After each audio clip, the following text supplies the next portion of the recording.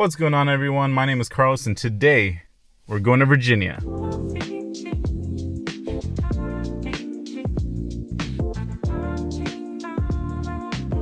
All right, we're in Virginia. Essentially, I'm really excited for the Ioniq 5 XRT. No, I will not be upgrading because I don't have that type of money.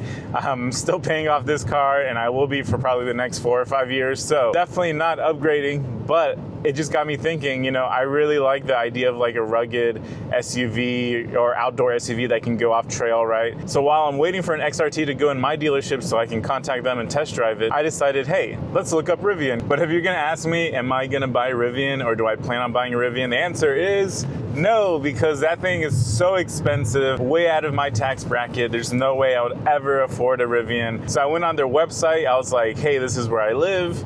And then it said your nearest Rivian demo test drive, whatever, is in Richmond, Virginia. So now we're here. We are an hour away. I don't know what to expect, but I'm excited because, again, I love more like rugged cars or more or less rugged SUVs, right? And in the future, when I hopefully have money and a career, I definitely want to buy something more rugged. Even if it's the XRT variant of my Ioniq 5, I would 100% want it as long as they keep improving it.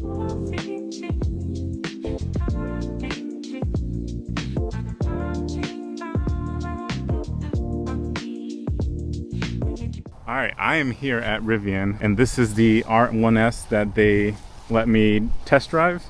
And the guy, Jeff, his name is Jeff, and he was super nice and friendly and definitely helped me out understand this. And this thing is nice. Now, I've never really driven in like luxury per se car. I don't know if you can even call this luxury, but it is expensive.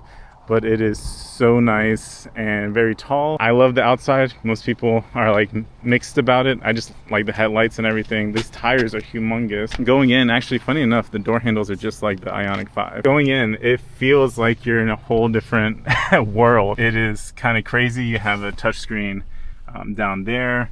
This is really insane. The materials, the wood, everything about this car is kind of insane, to be honest. I don't have much time, so I'm not going to go through a detailed review, but I'm just going to, let's see. Oh, yes, I am. Okay. That's how you know I'm poor, because I do everything manually. Oh, this is, actually, this is really dope. This is, oh, and you have an outlet here. That's really dope. This is actually amazing. This is really, really cool. Obviously, you can open, maybe? Oh, you can. Okay, it's right here. This one's manual, I guess, but look at that. This is actually really cool. I love this. I really love this. So let's go ahead and close it and look at the interior real quick. And it is freezing. That is so cool. I don't want to know how much this is because I know I'm never going to be able to afford it. But yeah, if we look inside real quick. First of all, this is so nice. This is incredible. I'm kind of blown away. But again, I've never really been in any like expensive cars. But yeah, this is crazy.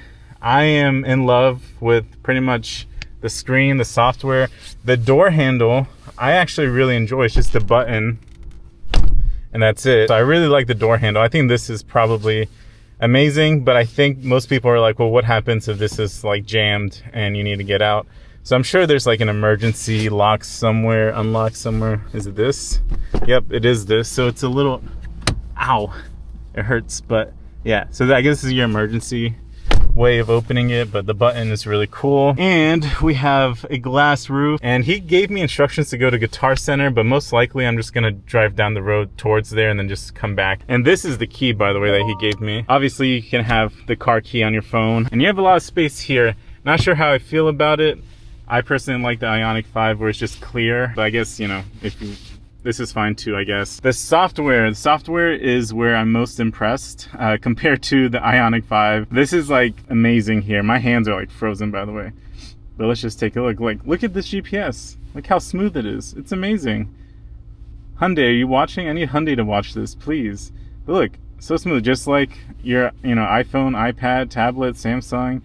Look how smooth it is. It's great. And again, I don't have much time, so I'm just kind of going through my reactions on everything. So again, this is the interior. super nice. But yeah, and look, there's the map right in front of me. I love this. I love all of this, to be honest. Again, everything just kind of goes really quickly. Front view, rear view, and then your 360. Do you get 360 or do you just get I guess maybe there is a way to do 360. Oh, you get side view too. That's actually really cool. This is really dope. Like, I think I'm in love with this, which is awful because I don't make enough money for any of this. I'm not a big fan of this. What's the point of that? And I guess it's supposed to be camp mode, right? But you don't really need an animation. I feel like that's a waste of energy and a UI and space and all that. But that's just, you know, anyways. All right, so we're gonna do just a quick little test drive. Probably not gonna go all the way that he wants me to. I'm just gonna do like a shorter route just because I spent a little more time in doing the interior review real quick. But so far it's driving really smoothly. You have the cameras here, which is amazing. Let me go ahead and go to the GPS.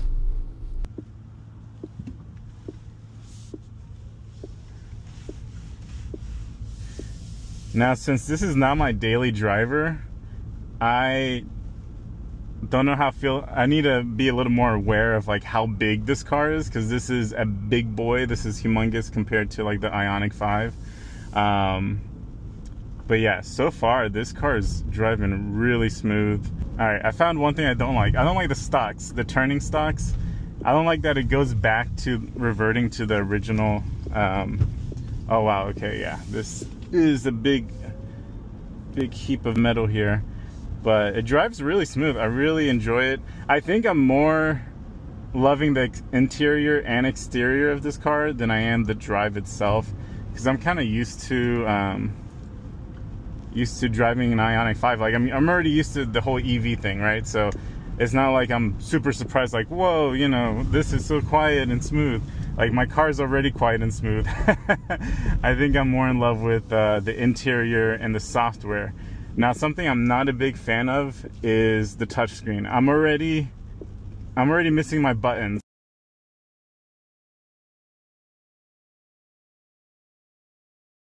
All right, what is going on, everyone? I just want to give my first quick impressions on the tri-motor R1S. It is a very heavy-duty machine.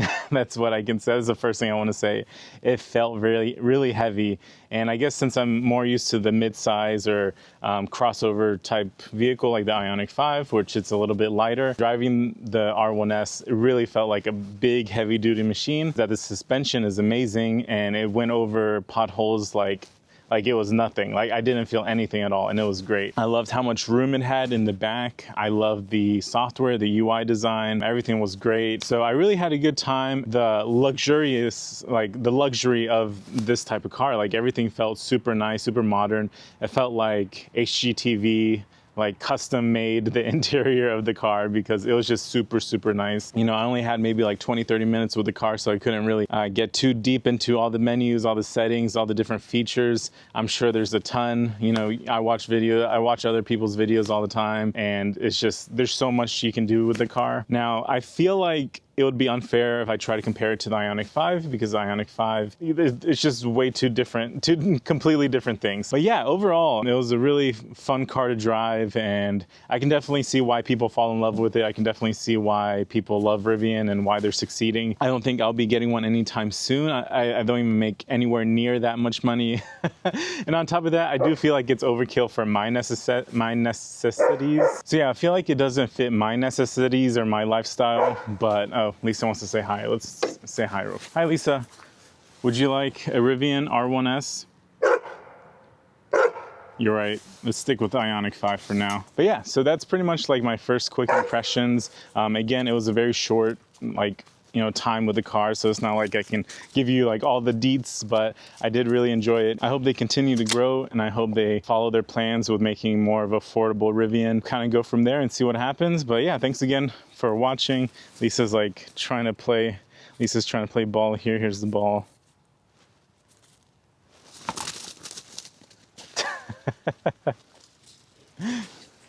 But yeah, okay, I'm gonna go before she barks at me more.